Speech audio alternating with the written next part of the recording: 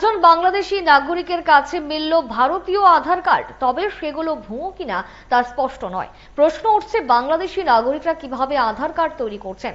এদিন সকালে উদয়পুর রেল স্টেশনে চারজনকে আটক করা হয়। তাদের মধ্যে তিনজন যুবতী এবং একজন ছেলে। তাদের কাছ থেকে মিলেছে আধার কার্ড। তারা নিজেরাই রেল পুলিশকে বলেছে বিলোনিয়া সীমান্ত দিয়ে বাঁকা পথে ভারতে প্রবেশ করেছে। চারজন, একজন ছেলে আর তিনজন মহিলা। ওনাদের কাছে তিনটা আধার কার্ড পাওয়া গেছে। একজনের ছেলের তার কাছে ওই মোবাইলে পাওয়া গেছে আধার কার্ড দেখতে ভুয়া মনে হইতেছে, কিন্তু ইনভেস্টিগেশনের পরে বোঝা যাবে যে আধার কার্ডটা কি সত্য কিনা। তারপরে তারা বাংলাদেশে চারজন বাংলাদেশে, তারা ব্যাঙ্গালোর যাওয়ার শিয়ালদা হইয়া ব্যাঙ্গালোর যাওয়ার জন্য তারা এসেছে।